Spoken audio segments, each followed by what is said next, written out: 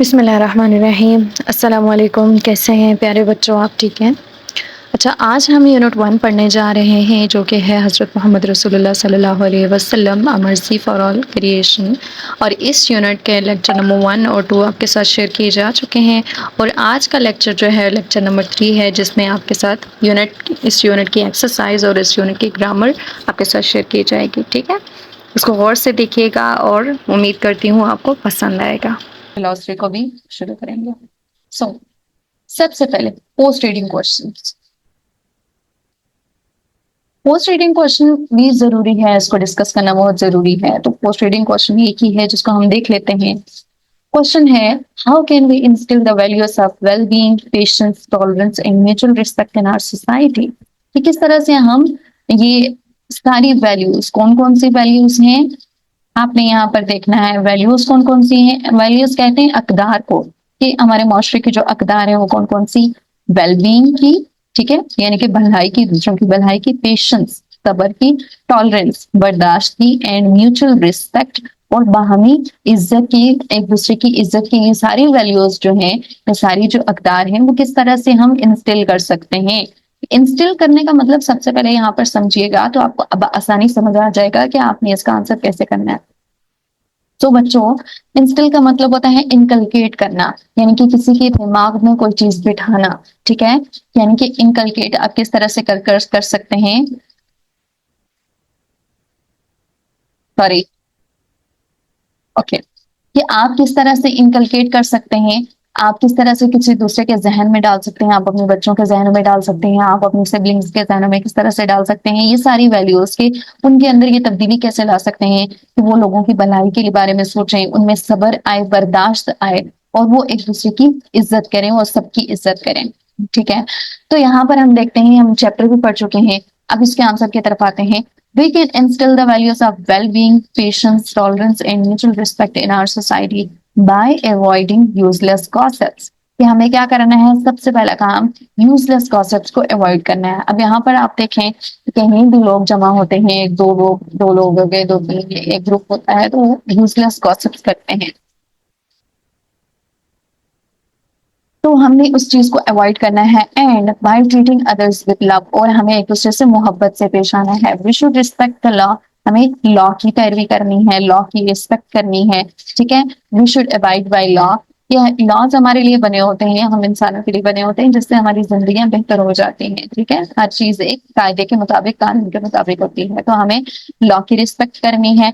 Good neighbour, आपके हमसाए आपसे तंग नहीं होने चाहिए। आपने अपने हमसायों को अच्छे तरीके से डील करना है, उनके साथ अच्छे तरीके से रहना है। ठीक है, फिर आप लिटर, लिटर कहते हैं कूड़ा क्रिकेट, जो कचरा होता है। ठीक है, आप कहीं पर भी हो, आपने क्या करना है, वो लिटर जो आपकी गली में होता है, लिटर आपके घर के पास होता है, ठीक है, आपके घर के सामने आपने फेंका हो चाहे किसी और ने फेंका हो, ये मैटर नहीं करता, तो आपने उसको पिकअप करना है। ठीक है, when we see it by keeping our property clean. ठीक है, जब भी हम देखते हैं कि कहीं पर भी पड़ा हुआ है लिटर अपने सराउंडिंग्स में या किसी के घर के सामने, तो हमने लिटर को पिक करना है। इस तरह से हमारे अंदर ये सारी क्वालिटीज पैदा हो सकती हैं और हम दूसरों को भी सिखा सकते हैं अपने अमल के जरिए से। We should also think before we speak, ये भी बहुत अहम काम जो आजकल के जमाने में कोई भी नहीं करता, कि हम बोलने से पहले कभी सोचते नहीं।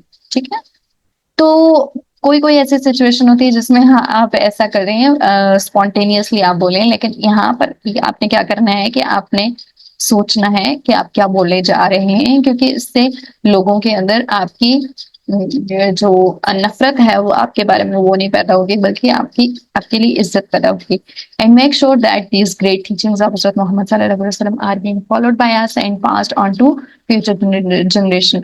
और आपने इस बात को यकीनी बनाना है कि सिर्फ आप ही इस पर अमल नहीं करें, बल्कि ये सारी टीचिंग्स आपकी नेक्स्ट जनरेशन, जो फ्यूचर जनरेशन होती हैं, उनमें भी इंस्टिल हो सकें, उनमें भी इनकलकेट हो सकें, वो भी इन पर अमल कर सकें। In this way we can instil all these values in our society. यही सारा प्रोसेस है कि जो सारे स्टेप्स मैंने आपको बताए हैं, इन्हीं के जरिए से हम ये सारी वैल्यूज अपनी सोसाइटी में इंस्टिल कर सकते हैं, और इस तरह से हमारी सोसाइटी एक पीसफुल सोसाइटी क्रिएट हो सकती है। ठीक है, सो ग्लॉसरी की तरफ आते हैं। ग्लॉसरी में है सबसे पहला वर्ड है mercy, and the meaning of mercy is a kind or forgiving attitude towards somebody that you have the power to harm or right to punish. ठीक है, a kind एटीट्यूड है आपका और फॉरगिविंग एटीट्यूड है। ठीक है, आपका ये रवैया है कि आप लोगों को माफ करते हैं और काइंड रहते हैं। ठीक है, towards somebody that you have power to harm, कि आपके पास इख्तियार है, आपके पास पावर है कि आप उनको हार्म कर सकते हैं, यानी कि उनको नुकसान पहुंचा सकते हैं, या फिर राइट टू पनिश, या आपको हक है कि आप उनको पनिश कर सकते हैं, आप उनको सजा दे सकते हैं, उन्होंने आपके साथ कोई गलत काम किया है। तो अगर आप तब जो है वो अपना एटीट्यूड फॉरगिविंग रखते हैं, उन पर रहम करते हैं, मेहरबान हो जाते हैं, तो ये आप मर्सी दिखा रहे हैं, आप रहम दिखा रहे हैं। ठीक है, ओके। सो बीकन, अब यहाँ पे बीकन का क्या मतलब है? बीकन होता है एक मीनारा, एक नूर, रोशनी, a light that is placed somewhere, एक ऐसी रोशनी जो कहीं पर नस्ब की जाती है, रखी जाती है, टू गाइड, रहनुमाई करने के लिए, व्हीकल्स यानी कि गाड़ियों की रहनुमाई करने के लिए, and warn them of danger, और उनको आगाह किया जाता है आने वाले खतरे से। ठीक है, ये बीकन होती है।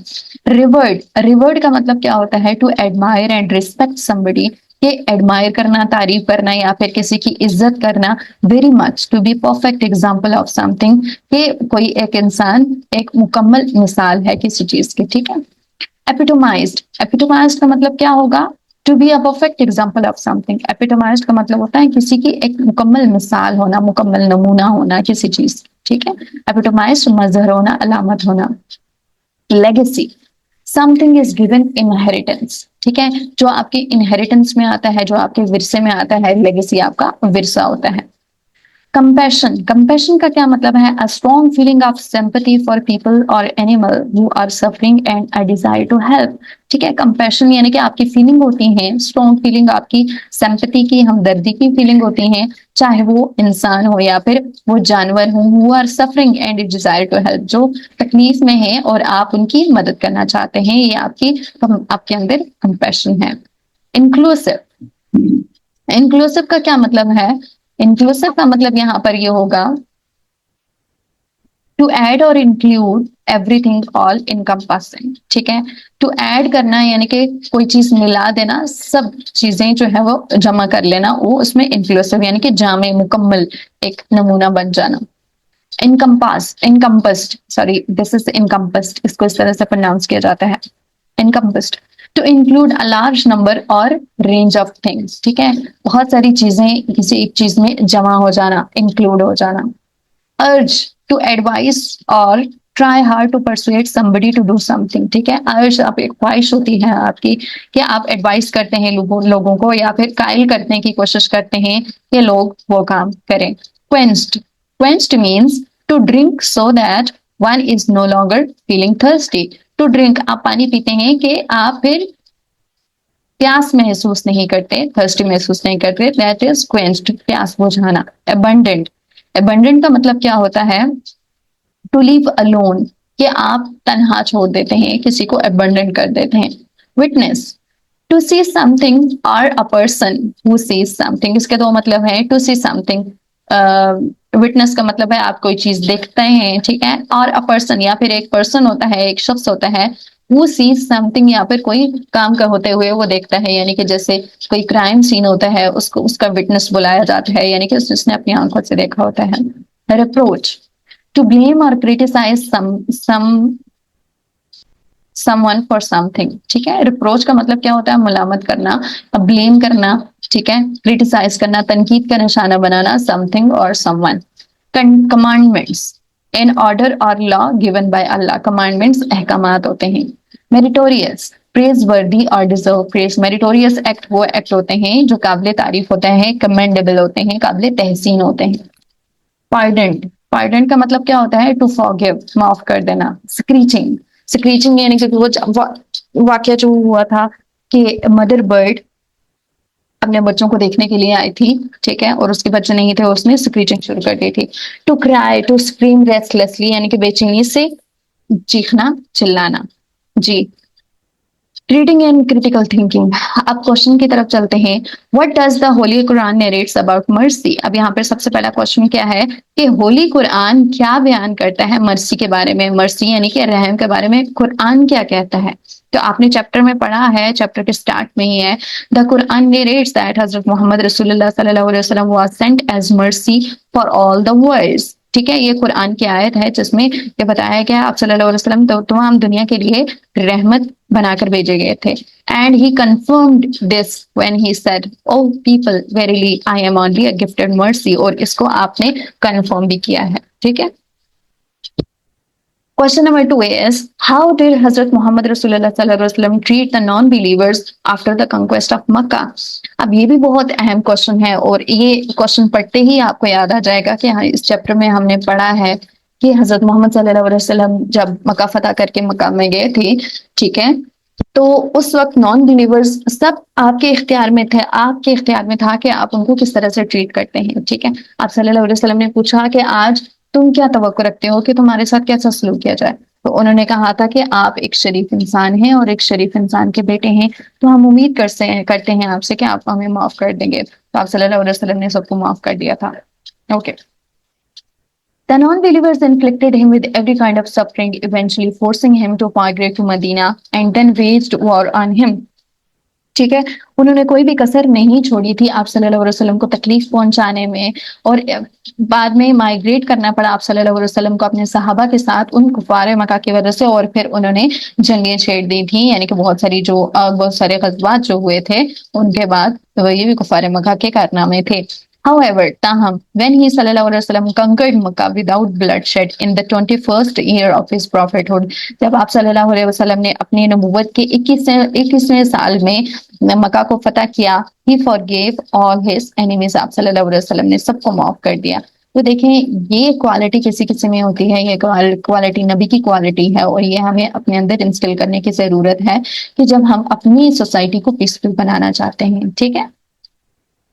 क्वेश्चन नंबर 3, हजरत मोहम्मद रसूलुल्लाह सल्लल्लाहु अलैहि वसल्लम is a mercy for all, explain. ये जो फ्रेज है, यानी कि हजरत मोहम्मद सल्लल्लाहु अलैहि वसल्लम तमाम लोगों के लिए मर्सी थे, आपने इसको एक्सप्लेन करना है।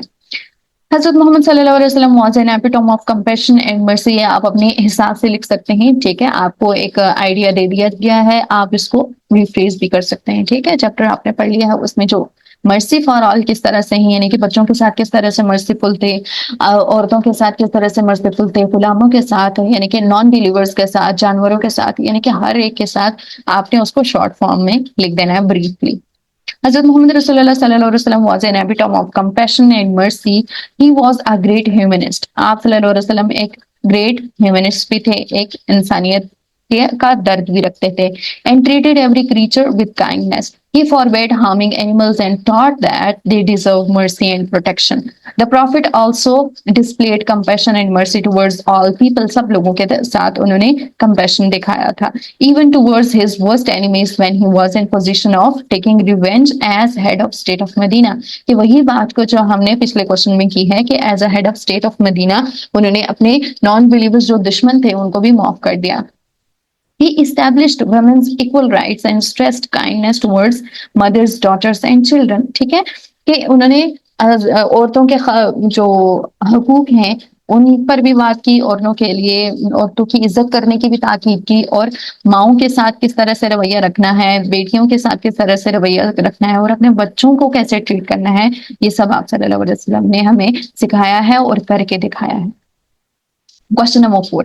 Narrate an example of kindness to animals from the life of Hazrat Muhammad sallallahu alaihi wasallam. हज़रत मोहम्मद सल्लल्लाहु अलैहि वसल्लम की जिंदगी से आपने एक वाकया नरेट करना है, एक वाकया बयान करना है, एक मिसाल बतानी है जिसमें आप सल्लल्लाहु अलैहि वसल्लम ने काइंडनेस दिखाई है, किसकी तरफ? एनिमल्स की तरफ। ठीक है, सो आपको वो याद आ गया होगा जो चिड़िया वाला वाकया था। Once on return from a military campaign, a few companions took away the chicks of a bird from their nest to stroke them. The mother bird came back, and when it could not find its chicks in the nest, it began to fly around screeching. When informed of the matter, Allah's messenger became angry and ordered the chicks to be put back in the nest. ठीक है, ये सारा वाक्य है, इसको आप coat कर सकते हैं। Question number 5. What reward did the traveler get on quenching the thirst of the dog? ये वाकया भी आपको बखूबी याद होगा कि एक मुसाफिर जो है वो सफर कर रहा था। अच्छा, मैं यहाँ पर क्वेंचिंग का मतलब क्या है आप पहले भी पढ़ चुके हैं। क्वेंचिंग का मतलब होता है प्यास बुझाना, ठीक है। वो ट्रेवलर जो सफर कर रहा था उसको प्यास लगी हुई थी और वो कुएं में उतर कर पानी पी रहा था। जब वो बाहर आया तो उसने देखा कि एक कुत्ता प्यास की वजह से मिट्टी चाट रहा है। तो उसने क्या किया, वो दोबारा कुएं के अंदर गया और उसने अपना मोजा पानी से भरा और वो अपने दांतों में पकड़े वो बाहर आया और उस कुत्ते को पानी पिलाया। इस तरह से उसकी प्यास बुझ गई और अल्लाह ताला ने उसको माफ कर दिया, ठीक है। तो यहाँ पे आपने रिवॉर्ड बताना है कि उसको रिवॉर्ड क्या मिला था। जो ट्रेवलर था, ठीक है, उसको क्या रिवॉर्ड मिला था, उसको अल्लाह ताला की तरफ से क्या इनाम मिला था। The traveller quenched the thirst of the dog. Allah was pleased his act with his act. यहाँ पे with भी आएगा।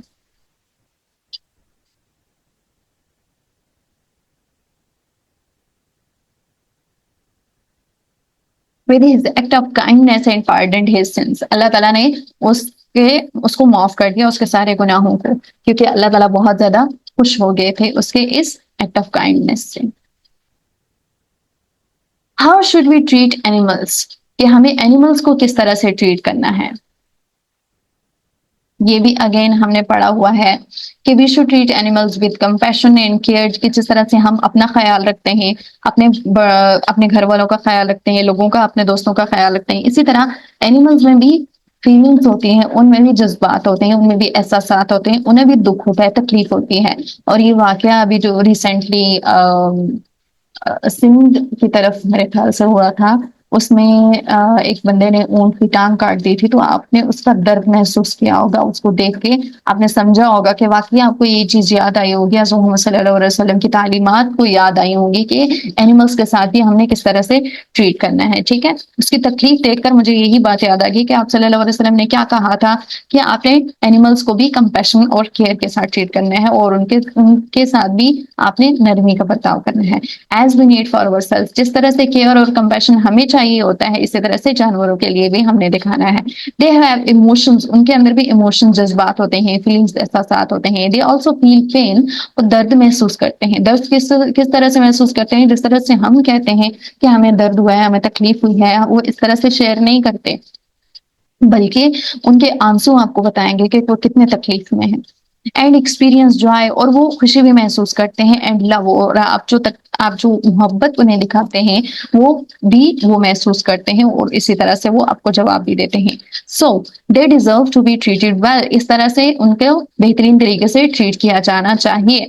Apart from that, treating them well is good for our mental health too, ठीक है। क्या आपने देखा होगा कि जब हम जानवरों के साथ अच्छा सलूक नहीं करते, उन्हें मारते हैं, उन्हें पीटते हैं, तो हमें भी कहीं ना कहीं बाद में वो रिग्रेट होता है कि हमने फलां वक्त में फलां जानवर के साथ बहुत बुरा सलूक किया था, तो हमें भी तकलीफ होती है। सो अपनी मेंटल हेल्थ के लिए भी हमें क्या करना है, उनके साथ बेहतरीन सलूक करना है। Question number 7, what lesson do you get from the life of Hazrat Muhammad Rasulullah sallallahu alaihi wasallam and also narrate its significance in the present age? ये आपने किस तरह से इसको समझा है इस चैप्टर को, और आपने उनकी जिंदगी से क्या सबक लिया है, ठीक है। आपके लेसन्स मुख्तलिफ हो सकते हैं, अब मेरे लेसन्स मुख्तलिफ हो सकते हैं, ठीक है। अब यहाँ पर देखिए, और उसके साथ इसकी सिग्निफिकेंस क्या है, ये जो लेसन आपने अखज किया है इसकी सिग्निफिकेंस प्रेजेंट एज में क्या है, आजकल के दौर में उसकी क्या अहमियत है। The lessons I get from this chapter are we should treat every creature with love and compassion. मैंने ये सीखा है कि हमें हर एक क्रीचर को मोहब्बत और हमदर्दी के साथ ट्रीट करना चाहिए। वी मस्ट स्पीक ट्रुथ, हमें सच बोलना चाहिए चाहे जैसे भी हालात हों। एंड फॉरगिव एनिमीज, और जिस तरह से आप सल्लल्लाहु अलैहि वसल्लम ने मोहब्बत दिखाई थी, जिस तरह से आप सल्लल्लाहु अलैहि वसल्लम तमाम दुनिया के लिए रहमत बनकर आए और आप सल्लल्लाहु अलैहि वसल्लम ने मक्का फतह करने के बाद एक मिसाल हमारे सामने छोड़ी है कि हमें अपने दुश्मनों को माफ कर देना चाहिए। लेकिन हम क्या करते हैं, हमारा जरा सा दिल किसी ने दुखाया होता है तो हम स्टेटस पे स्टेटस लगाने शुरू कर देते हैं। तकलीफ में खुद होते हैं लेकिन दूसरों को भी महसूस करवाते हैं कि हम वाकई तकलीफ में हैं। दूसरे क्या कर सकते हैं, आपका क्या बिगाड़ सकते हैं या आपका कुछ बना सकते हैं, नहीं कर सकते जब तक आप खुश नहीं होना चाहते। वही जैसे एक कोटेशन है कि आपका जहन जो है, your mind can make hell of heaven and heaven of hell. आपका जहन जो है वो उसको जन्नत भी बना सकता है आपकी जिंदगी को, और जहन्नुम भी बना सकता है। ठीक है, ये आपकी अपनी चॉइस होती है। तो अब हमने क्या करना है कि ये स्टेटस वगैरह नहीं लगाने, बल्कि आपने अपने आप को बेहतर बनाना है। आपने अपने जो माइंड की आपकी सिचुएशन है उसको बेहतर बनाना है, कि आप अगर रिग्रेट नहीं फील करना चाहते हो तो मत करें। कौन आपको फोर्स कर रहा है? कोई भी नहीं फोर्स कर रहा। तो आप खुश भी रह सकते हैं, आप तकलीफ में भी रह सकते हैं। ये आपकी अपनी क्रिएट की हुई जन्नत या दोजख होती है।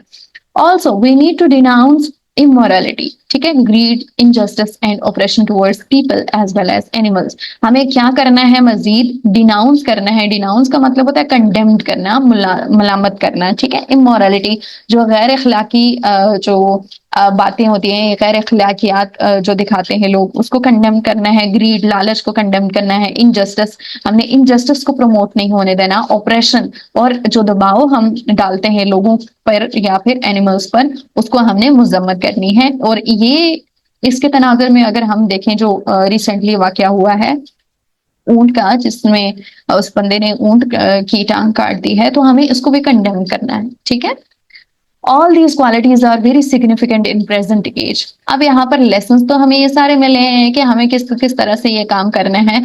तो ये प्रेजेंट एज में भी किस तरह से हम देख सकते हैं, कैसे रेलेवेंट है ये सारी। All these qualities are very significant in present age as we have lost feeling of compassion towards every creature and we become ruthless and cruel.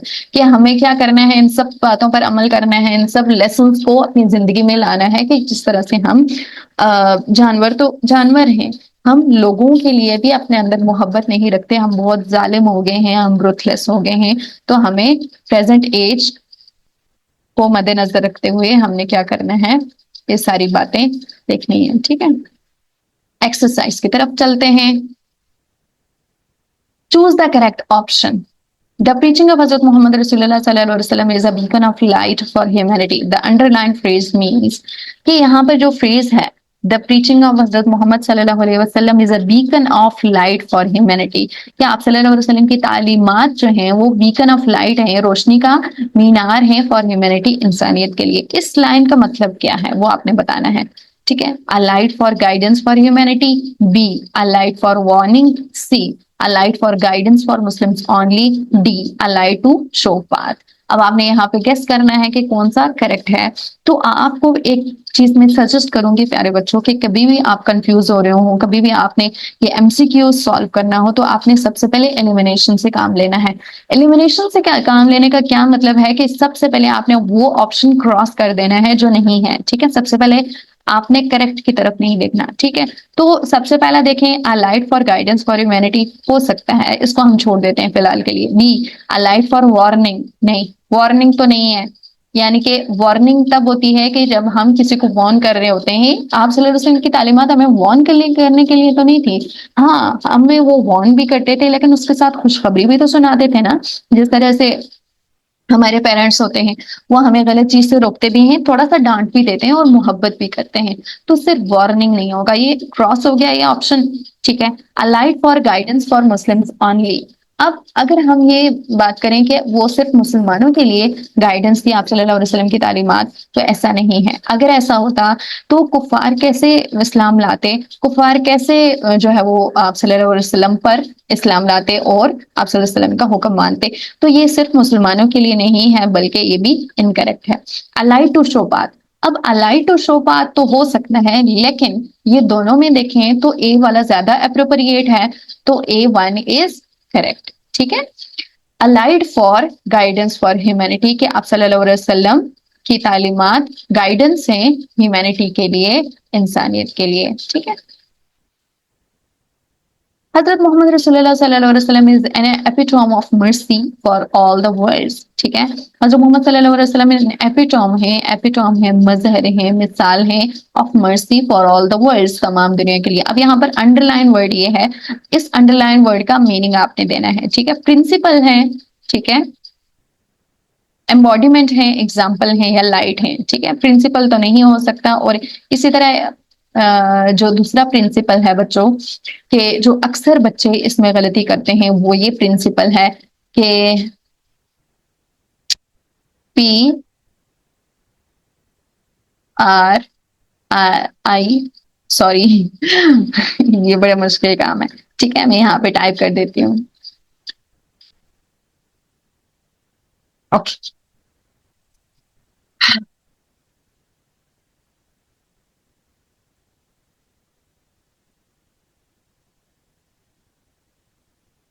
Principal. अब इस प्रिंसिपल में और इस प्रिंसिपल में बच्चे कंफ्यूज हो जाते हैं और बहुत ज्यादा कंफ्यूज होते हैं कि जब भी एप्लीकेशन लिख रहे होते हैं, कुछ बच्चे ऐसे होते हैं जो ये वाला ये प्रिंसिपल उसूल वाला प्रिंसिपल लिख देते हैं। तो ये प्रिंसिपल नहीं होता, इस प्रिंसिपल का मतलब उसूल होता है। ठीक है, और हालांकि इस प्रिंसिपल का मतलब क्या होता है, जो आपके हेड होते हैं, प्रिंसिपल आपके होते हैं, तो वो होते हैं। ठीक है, तो यहाँ पर क्या होगा, प्रिंसिपल नहीं होगा, एम्बॉडीमेंट। एग्जाम्पल हो सकता है लाइट, हो सकता है लाइट नहीं होगा। ठीक है, प्रिंसिपल भी नहीं होगा, एम्बॉडीमेंट हो सकता है। That one is correct. The mother bird started dash when her chicks were taken away from nest. ठीक है, मदर बर्ड ने क्या करना शुरू किया, फ्लाइंग, सर्चिंग, स्क्रीचिंग, चिपिंग। जो एक्यूरेट वर्ड आपने पढ़ा था वो था screeching. Yes.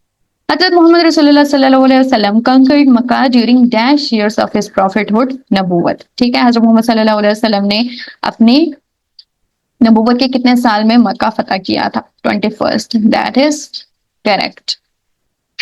The one with no dash for others is not pitied. अब यहाँ पर देखें, the one with no dash, ये तो आप सल्लल्लाहु अलैहि वसल्लम की एक हदीस जो है, आम है, आप सुनते भी हैं, आप असेंबली में भी पढ़ते हैं। ठीक है, बताते हैं।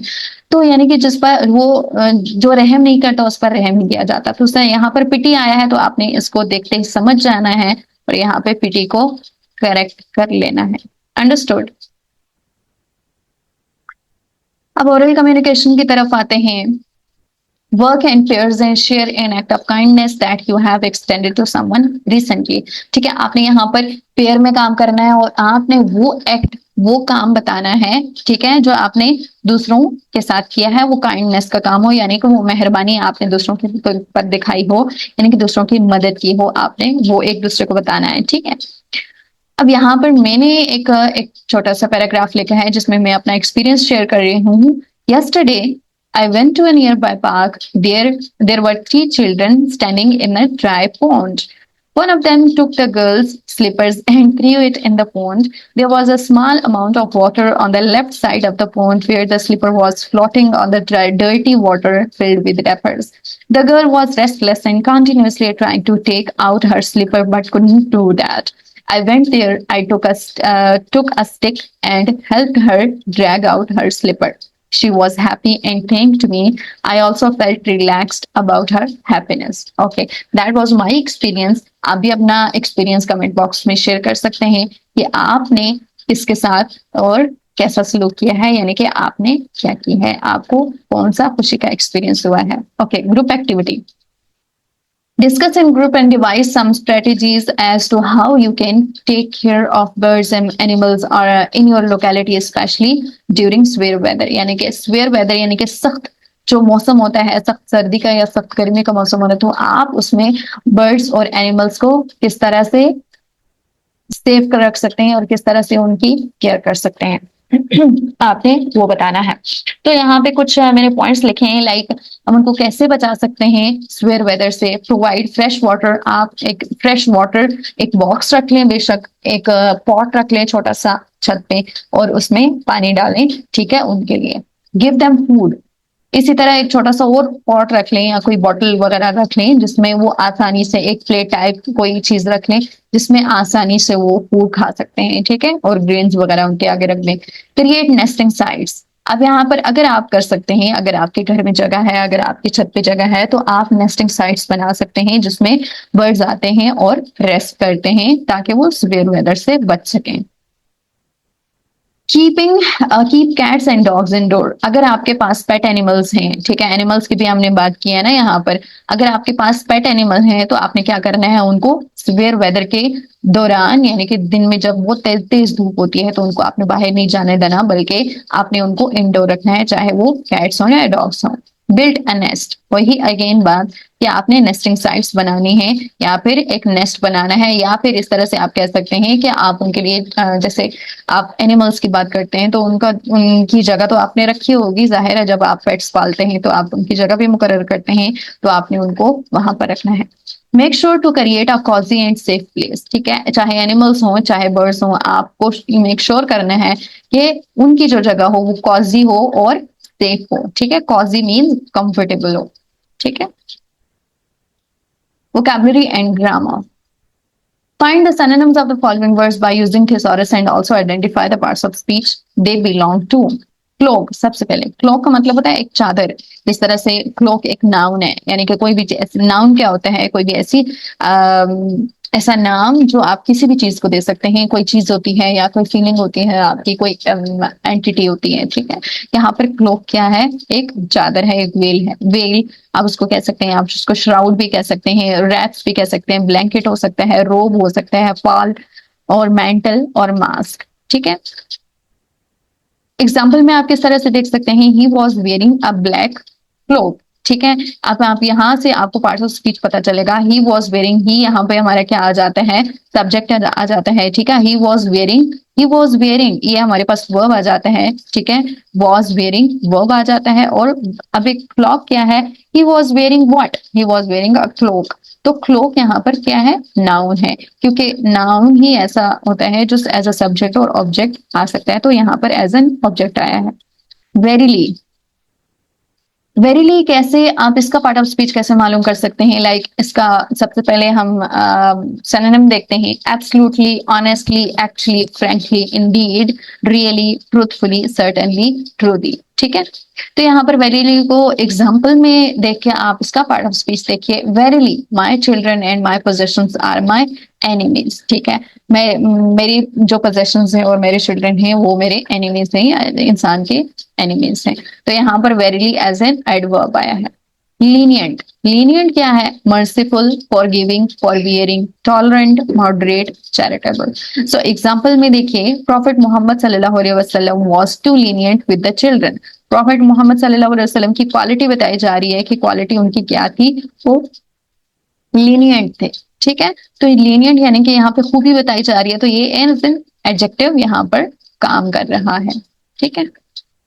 लिकिंग, लिकिंग का के मुख्तलिफ मीनिंग हो सकते हैं, जैसे टेस्ट कर रहे हैं आप या कोई स्लर्प कर रहे हैं, जैसे the cat was licking its paws, ठीक है, the dog was licking the mud, तो यहाँ पर लिकिंग एज अ वर्ब आया है, एज अ मेन वर्ब आया है। सस्टेनर, सस्टेनर क्या है, benefactor, upholder, maintainer, God is our creator and sustainer, sustainer यहाँ पर एज एन एडजेक्टिव आया है कि गॉड की क्वालिटी बताई जा रही है, खुदा की क्वालिटी खूबी बताई जा रही है, तो ये एज एन एडजेक्टिव काम कर रहे हैं यहाँ पर। हार्मनी, हार्मनी क्या है, unanimity, conformity, cooperation, friendship. Harmony क्या होती है, ये गांगत होती है, हम आहंगी होती है, ठीक है। एग्जाम्पल में देखिए, they work in perfect harmony, वो एक परफेक्ट हार्मनी में काम करते हैं, ठीक है, तो यहाँ पर हार्मनी भी एक एज अ नाउन काम कर रहा है। Campaign, campaign movement, strategy, plan, the army set off an on campaign, set off का मतलब होता है एक सफर शुरू करना, स्टार्ट अ जर्नी, ठीक है, तो कंपेन यहाँ पर एज अ नाउन काम कर रहा है, ठीक है। नेक्स्ट क्वेश्चन भी कर लेते हैं, question number 2, consult a dictionary और an online source for finding out the pronunciation of the following words, ठीक है। सबसे पहला वर्ड है मीरियड्स, मीरियड्स, ये प्रोनाउंसिएशन इसकी लिखी गई है, आपने इसको यहाँ से देख के कर लेना है, मीरियड्स। क्वेंच, क्वेंच, एपिटोमाइज, एपिटोमाइज, ठीक है। लेगेसी, लेगेसी, पार्डन, पार्डन, इसमें यहाँ पर जो आर है वो साइलेंट है, जैसे फादर में होता है मदर, फादर मदर, ठीक है, pardon. That's all for today's lecture, इंशाल्लाह आपके साथ मजीद नेक्स्ट जो एक्सरसाइज है वो भी शेयर करूंगी, और इसकी जो क्रिएटिव राइटिंग वो भी शेयर की जाएगी। Take care of your self, अल्लाह हाफिज, स्टे ब्लेस्ड।